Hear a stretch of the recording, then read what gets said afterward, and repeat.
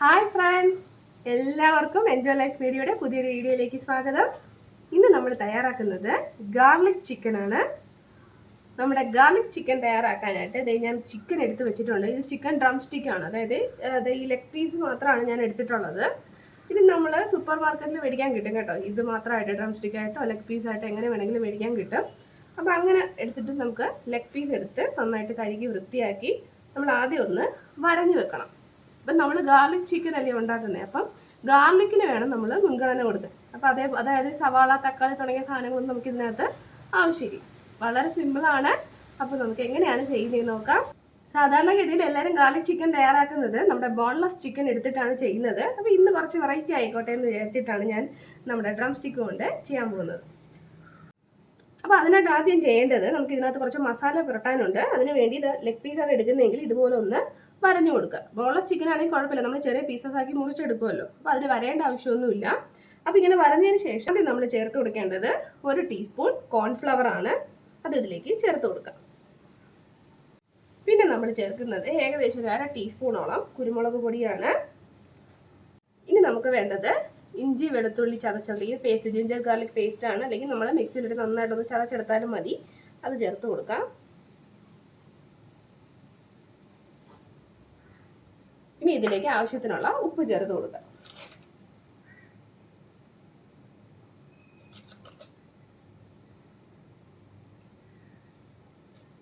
ഇനി കൈ വെച്ചിട്ട് നമ്മൾ നന്നായിട്ട് ഇതൊന്ന് മിക്സ് ചെയ്ത് പിടിപ്പിക്കണം. അതിലേക്ക് ഒരു അല്പം എണ്ണ കൂടി ഒഴിച്ചു കൊടുക്കാം. ഏകദേശം 1 ടീസ്പൂൺ, കുറച്ച് മതി. നമുക്ക് അതൊന്ന് മിക്സ് ചെയ്തെടുക്കാൻ വേണ്ടിയിട്ടാണ്. ഇനി നന്നായിട്ട് ഈ മസാലയൊക്കെ ഇതിനകത്തൊന്ന് പിടിപ്പിച്ചെടുക്കാം.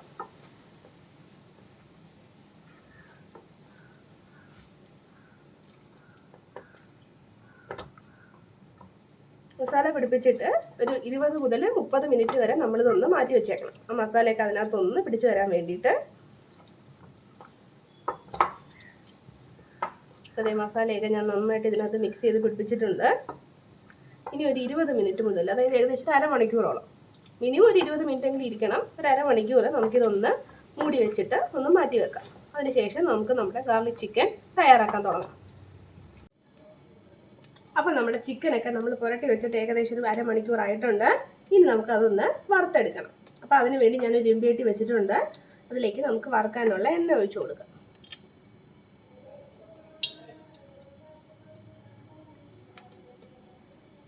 എണ്ണ നല്ലോണം ഒന്ന് ചൂടായി വരട്ടെ. അതിനുശേഷം നമുക്കതിലേക്ക് ചിക്കൻ ഇട്ട് കൊടുക്കാം. അപ്പോൾ എണ്ണ ചൂടായിട്ടുണ്ട്. ഇനി നമുക്ക് നമ്മുടെ chicken pieces, drum stick pieces ഓരോന്നായിട്ട് ഇട്ട് കൊടുക്കാം. കുറച്ച് നേരം ഒന്ന് ഇങ്ങനെ അതിലോട്ടൊന്ന് പ്രസ് ചെയ്ത് വെച്ചിട്ട് വേണം നമ്മൾ ഇട്ട് കൊടുക്കാൻ.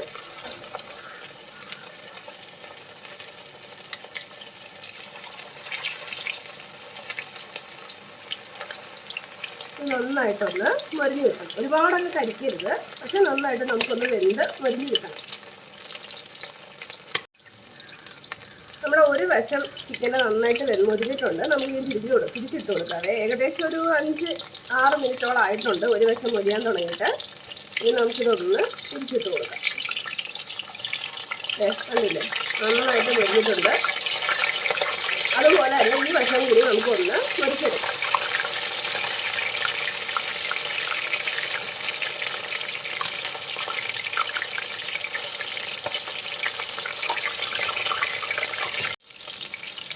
അപ്പം നമ്മുടെ ചിക്കൻ്റെ 2 വശം നന്നായിട്ട് മുരിഞ്ഞ് വന്നിട്ടുണ്ട്. നമുക്ക് ഇത് കോരിയെടുക്കാം.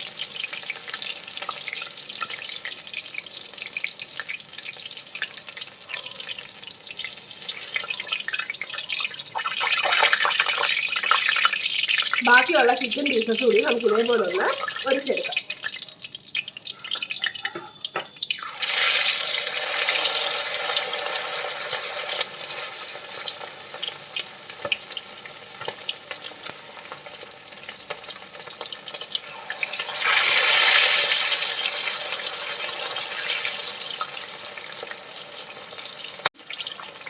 ആ കുരുമുളകിൻ്റെയും ഗാർലിക്കിൻ്റെയൊക്കെ സ്മെൽ ഇപ്പോഴേ കിട്ടുന്നുണ്ട് കേട്ടോ. നമ്മൾ ഇഞ്ചി വെളുത്തുള്ളി പേസ്റ്റ് ഇട്ടപ്പോൾ ഇഞ്ചി കുറച്ചാക്കി എടുത്തിട്ടുള്ളൂ, കൂടുതലും ഗാർലിക്ക് എടുത്തിട്ടുണ്ട്. അപ്പോൾ അതിൻ്റെ ഒരു പ്രത്യേക മണം വരുന്നുണ്ട്. അപ്പം നമ്മുടെ ചിക്കൻ പീസസ് എല്ലാം നമ്മളിതേ വറുത്ത് വെച്ചിട്ടുണ്ട്. ഇനി നമുക്ക് കുറച്ച് കാര്യങ്ങൾ കൂടി ഇതിനകത്ത് ചെയ്യാനുണ്ട്. അതെന്തുവാന്ന് നോക്കാം. ഇനി നമ്മളൊരു പാൻ അടുപ്പത്ത് വെച്ചിട്ട് അതിലേക്ക് കുറച്ച് ബട്ടർ ചേർത്ത് കൊടുക്കാം. ഈ ബട്ടർ നന്നായിട്ടൊന്ന് ഉരുകി വരണം. ഇത് അൺസോൾട്ടഡ് ബട്ടറാണ് കേട്ടോ.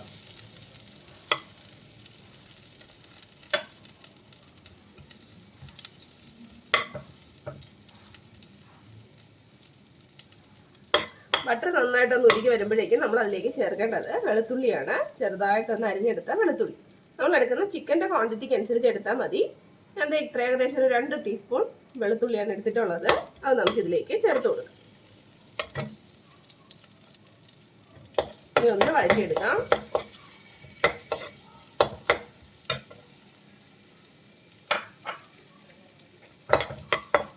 വെളുത്തുള്ളി ചെറുതായിട്ടൊന്ന് വഴന്ന് വന്നു കഴിഞ്ഞാൽ പിന്നെ നമുക്ക് അതിലേക്ക് ചേർക്കേണ്ടത് പച്ചമുളകാണ്. ഇതുപോലെ ചെറുതായിട്ട് അരിഞ്ഞെടുത്ത ഒരു 3 പച്ചമുളക് ഞാൻ ചേർക്കുന്നുണ്ട്. അതും കൂടി ചേർത്ത് നമുക്കൊന്ന് വഴറ്റി കൊടുക്കാം.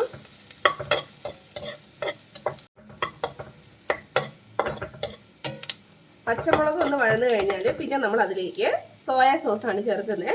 ഏകദേശം ഒരു 2 ടീസ്പൂണോളം സോയാ സോസ്.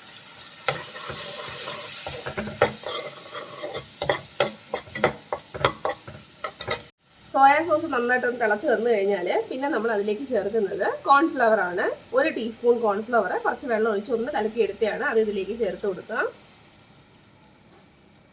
ഇനി ഇത് കൂടെ കണ്ട് നന്നായിട്ടൊന്ന് തിളച്ച് വരട്ടെ. നമ്മുടെ ഗ്രേവി ഒന്ന് തിക്കായിട്ട് വരും.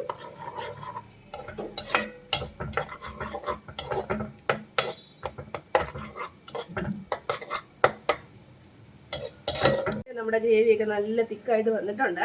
ഇനി നമ്മൾ അതിലേക്ക് വറുത്ത് വെച്ചിരിക്കുന്ന ചിക്കൻ പീസസ് ഇല്ലേ, അത് നമുക്കിതിലേക്ക് ചേർത്ത് കൊടുക്കാം.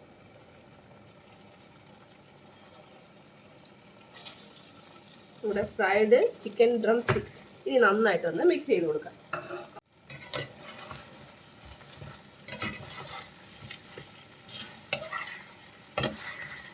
നമ്മുടെ ഈ സോസൊക്കെ ഈ ചിക്കൻ പീസസിൽ നന്നായിട്ടൊന്ന് പിടിക്കണം. ഞാൻ കുറച്ച് സ്പൈസി ആയിട്ടാണ് ഉണ്ടാക്കുന്നത്. നിങ്ങൾക്ക് ഇപ്പോൾ എത്ര എരിവ് വേണ്ടെന്നുണ്ടെങ്കിൽ ഈ പച്ചമുളകിൻ്റെ എമൗണ്ടൊക്കെ ഒന്ന് കുറച്ച് കൊടുത്താൽ മതി.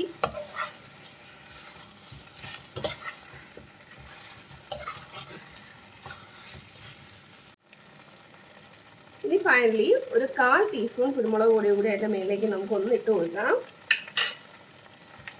ഒന്ന് മിക്സ് ചെയ്യാം.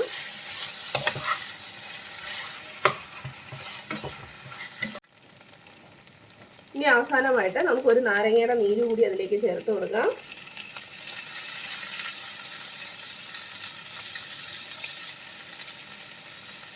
ഇത്രയായപ്പം നമ്മുടെ garlic chicken with chicken drum sticks തയ്യാറായിട്ടുണ്ട് കേട്ടോ.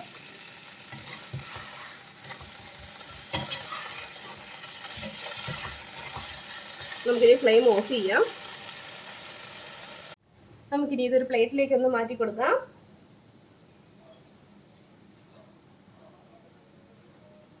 നല്ല കളർഫുൾ ആയിട്ട് വന്നിട്ടുണ്ട് കേട്ടോ.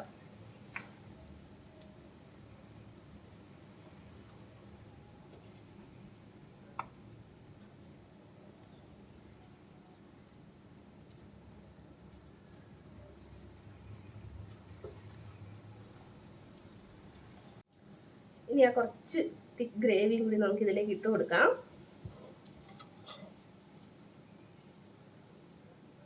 അങ്ങനെ നമ്മുടെ garlic chicken with chicken drum sticks തയ്യാറായിട്ടുണ്ട്. ഒരു സൂപ്പർ ടേസ്റ്റ് ആയിട്ട് ഒരു വെറൈറ്റി ഐറ്റം ആയിരിക്കും കേട്ടോ. ഇങ്ങനെ നിങ്ങളൊന്ന് ചെയ്ത് നോക്കുക. നിങ്ങൾക്ക് ഉറപ്പായിട്ടും ഇഷ്ടപ്പെടും. നല്ല ടേസ്റ്റാണ്. വീഡിയോ ഇഷ്ടപ്പെട്ടെങ്കിൽ നിങ്ങൾ ചാനൽ സബ്സ്ക്രൈബ് ചെയ്യണേ.